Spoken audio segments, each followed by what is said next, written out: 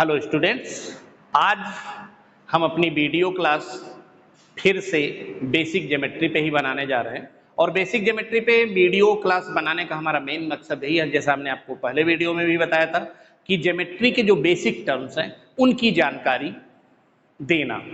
तो आज हम बेसिक ज्योमेट्री के पार्ट 2 क्लास में हम जो है आपको यानी कि एंगल से रिलेटेड, एंगल क्या होता है और classification of angle on the base of their measure, यानी कि कोणों के माप के अनुसार जो उसका वर्गीकरण किया जाता है, इसकी हम जानकारी आपको देंगे और एंगल से स्टार्ट करेंगे। पिछले वीडियो क्लास में हम जो है आपको यानी कि लाइन तक लाए थे और उसके बाद पैरेलल लाइंस, इंटरसेक्टिंग लाइन, ये सब माने कहने का मतलब, और कॉन्करेंट लाइन, तो इस सब रेखाओं के बारे में हमने जानकारी दे दी थी। रे यानी कि जिसको हिंदी में हम किरण कहते हैं। अब क्योंकि एंगल किरण से या रेखाखंड से या दो रेखाओं से भी हम कह सकते हैं कि फॉर्म्ड होता है, तो इसलिए अब हम रे को ही आगे बढ़ाते हैं और कोण कैसे फॉर्म होता है हम आपको ये जानकारी देंगे और उसके डिफिनेशन के साथ। अब आप यहाँ पे हम 1 मिनट के लिए हटते हैं। हमने डिफिनेशन से सारी एंगल की जो है हमने लिख रखी है ब्लैक बोर्ड पे। हम कुछ सेकंड के लिए यहाँ से हटते हैं। आप डिफिनेशन की स्क्रीनशॉट ले लेंगे तो आपको लिखने में नोट्स बुक पे कोई प्रॉब्लम नहीं होगी। अब आइए बेटा, हम आपको बताते हैं कि what is angle. Definition of angles, if two rays start from a common point. आइए यहाँ पे देखते रहिए। इफ टू रेज यानी कि ओ ए, वन रे ओ ए है और दूसरी रे ओ बी है, जिनका स्टार्टिंग पॉइंट कॉमन है। आप कह सकते हैं कि स्टार्टिंग पॉइंट ओ ए और ओ बी का कॉमन है ओ, स्टार्टिंग पॉइंट इनका कॉमन है ओ। तो जाहिर सी बात है यह रे ओ ए और ओ बी, ये जो रेज हैं, या इसको हिंदी में आप किरणें कह सकते हैं कि किरण ओ ए और किरण ओ बी कोण बनाती हैं अगर उनका आरंभिक बिंदु एक है। और यहाँ पे आरंभिक बिंदु हमने चित्र में आपको दिखाया है कि बिंदु ओ से ही ओ ए भी स्टार्ट हो रही है, अब बिंदु ओ से ओ बी भी स्टार्ट हो रही है। तो इस तरह से आपको कोण की डेफिनेशन मिलती है कि if two rays starting from a common point then they formed an angle at their starting point. हमने लिख रखा है, आप यहाँ पे देख सकते हैं कि if two rays start from a common point then they form an angle at their starting point. Common starting point is vertex of angle and two rays are called sides or arms of the angle. यहाँ पे हमने आपको चीजें दी है कि vertex क्या होते हैं। वर्टेक्स जो एंगल के होते हैं, यानी कि जो स्टार्टिंग पॉइंट बोथ रेज का होता है, यानी कि दोनों किरणों का जो स्टार्टिंग पॉइंट होता है, वो उसी को हम कोण का वर्टेक्स बोलते हैं या कोण का शीर्ष बोलते हैं, या एंगल का आप उसको बोल सकते हैं कि वर्टेक्स बोलते हैं। और जो दोनों रेज हैं या जो दोनों किरणें हैं ओ ए और ओ बी, इनको हम बोलते हैं कोण की भुजाएं। ठीक है बेटा, अब आपको समझ में आ गया। कोण वैसे आप ये भी कह सकते हैं कि कोण लाइन सेगमेंट से भी कोण बनता है, जैसे ओ ए और ओ बी दो लाइन सेगमेंट हैं, तो इनसे भी कोण बनता है अगर दोनों लाइन सेगमेंट एक दूसरे को किसी एक बिंदु पर मिलते हैं। जैसे ओ ए और ओ बी लाइन सेगमेंट हैं, तो लाइन सेगमेंट भी, क्योंकि आप पॉलीगॉन जब पढ़ना चालू करेंगे तो उसमें लाइन सेगमेंट की ही बात आएगी। अगली क्लास में हम आपको पॉलीगॉन पे ही रिलेटेड बताएंगे। तो लाइन, जब लाइन सेगमेंट ही पॉलीगॉन की साइड होते हैं तो वहां पे आपको कंफ्यूजन ना हो, तो आप यहीं से जानते रहिए कि एंगल जो है या कोण जो है दो लाइन सेगमेंट से भी बनता है अगर वो किसी एक कॉमन पॉइंट पे एक दूसरे से मिलते हैं। जैसे ओ ए और ओ बी, इनका जो है कहने मतलब कि जो स्टार्टिंग पॉइंट नहीं, सारी दोनों एक दूसरे को ओ पे मिलते हैं, पॉइंट ओ पे मिलते हैं, तो यहाँ पे भी पॉइंट ओ पे एंगल बनता है। और यही ओ ए और ओ बी जो है, यानी कि कोण ए ओ बी की, जैसे आप जानते ही होंगे कि जो कोण का शीर्ष होता है, ठीक है, उसको हम बीच में लिखते हैं। जैसे लिखने का तरीका आपको छोटी क्लासों में पढ़ा दिया होगा, इसको लिखेंगे कोण ए ओ बी, या कोण ओ भी लिख सकते हैं, या कोण बी ओ ए भी लिख सकते हैं इसको। ठीक है, लिखने का तरीका वही होता है कि जो साइड्स पे, कहने का मतलब कि जो भुजाओं पे पॉइंट होते हैं उनको हम किनारे किनारे लिखते हैं, और जो कोण का वर्टेक्स होता है उसको हम बीच में लिखते हैं। ये एंगल को लिखने का तरीका है बेटा। ठीक है, तो आपको यहाँ पे कोई कंफ्यूजन नहीं होना चाहिए। दो रेखा खंड भी कोण बनाते हैं अगर वो किसी एक उभयनिष्ठ बिंदु पर मिलते हैं, या रेखाएं भी कोण बनाती हैं, आप यहां देख सकते हैं। यानी कि अगर ये रेखाएं हैं, आप यहाँ पे वर्टिकली अपोजिट एंगल ये सब जानते ही हैं, तो यहाँ पे जो है वे दो प्रतिच्छेदी रेखाएं भी कोण बनाती हैं, ठीक है, जाहिर सी बात है।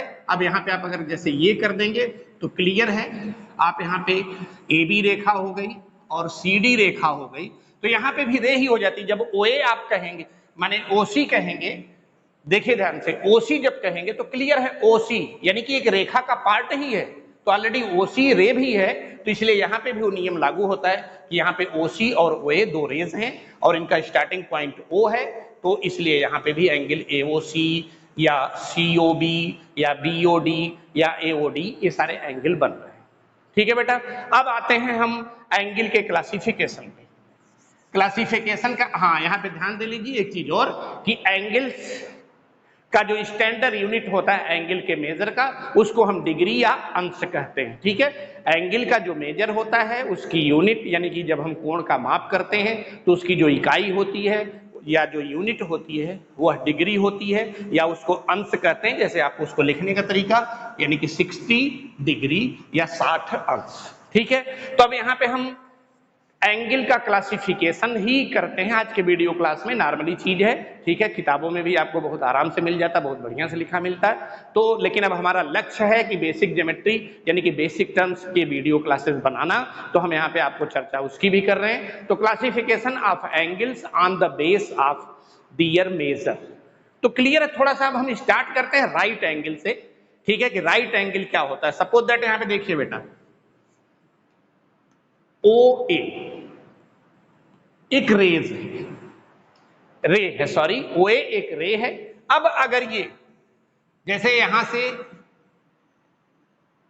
A1 या A2 इस तरह से कहने का मतलब कि ये मूव्ड करते हुए जब एक राउंड लगा लेती है, यानी कि ओ ए यह जो है परिक्रमण करते हुए जिसको कह सकते हैं, या यहाँ पे ये मूव करना शुरू करती है और मूव करके इस तरह से ओ ए माने OA1 पोजीशन पे या OA2 पोजीशन पे इस तरह से आते आते फिर से जब एक चक्कर लगा लेती है, ठीक है। तो एक चक्कर, ये पूरा एक राउंड का जो क्वार्टर पार्ट होता है, हम आपको अब यहाँ पे समझा दें। यहाँ पे हमने इसलिए क्योंकि ये राउंड लगा रही है, ठीक है, और ये एंटी क्लॉकवाइज है, क्लॉकवाइज भी राउंड लगा सकती है रे।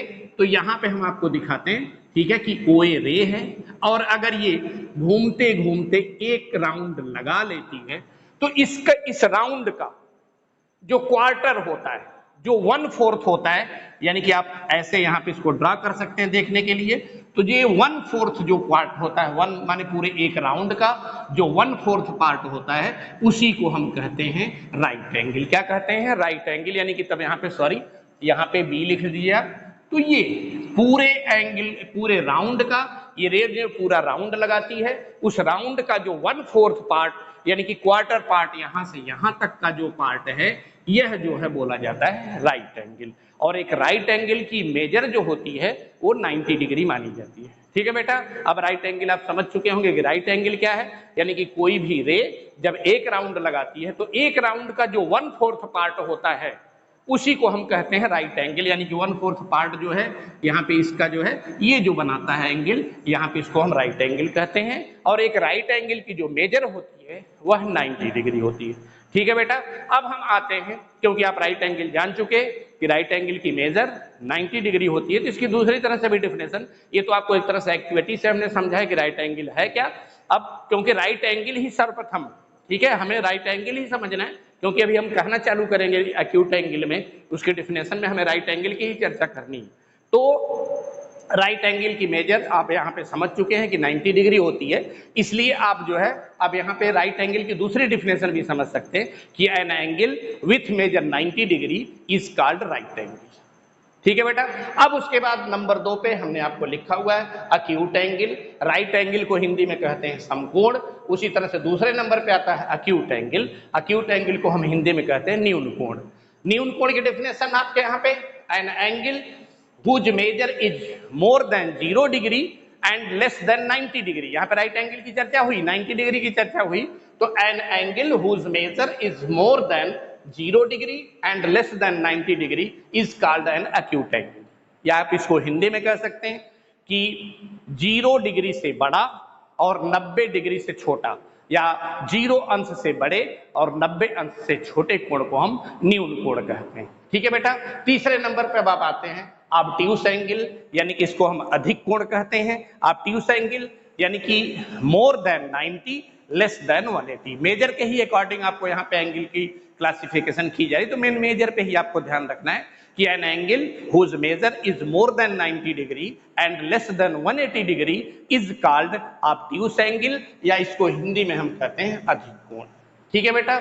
उसके बाद हम आते हैं स्ट्रेट एंगल पे। स्ट्रेट एंगल यानी कि ठीक, हिंदी में समझ लीजिए, ठीक 180 अंश वाले माप हुए कोण को हम स्ट्रेट एंगल या रिज कोण या उसी को हम सरल कोण कहते हैं। An angle whose measure is exact 180 degree is called straight angle. ठीक है। उसके बाद हम आते हैं रिफ्लेक्स एंगल पे। रिफ्लेक्स एंगल को हिंदी में बृहत या प्रतिवर्ती कोण कहते हैं, यानी कि रिफ्लेक्स एंगल में फिर वही मेजर की बात है कि an angle whose measure is more than 180 degree and less than 360 degree is called reflex angle, या एक कोण, ठीक है, जिसकी माप 180 से बड़ी और 360 अंश से छोटी होती है, उसको हम जो है बृहत कोण या प्रतिवर्ती कोण कहते हैं। कंप्लीट एंगल्स छठे नंबर पे हमने लिखा हुआ है कंप्लीट एंगल या संपूर्ण कोण। An angle whose measure is 360 degree is called complete angle.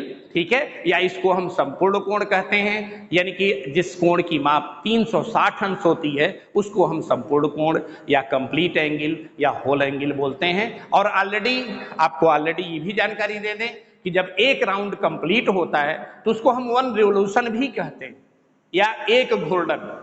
कोई भी जैसे रे है, यहां से आपका स्टार्ट करती है और एक चक्कर पूरा करती है तो 360 का एंगल बनाती है, और इसी 360 एंगल को हम 1 रिवोल्यूशन या एक घूर्णन भी कहते हैं। तो बेटा आज हम इस क्लास में केवल इतना ही कि आप एंगल जानिए और एंगल का classification to the years measure, यानी कि मेजर के अकॉर्डिंग एंगल का क्लासिफिकेशन कैसे होगा, यह आप जो है आपके लिए हमने ये जानकारी दी।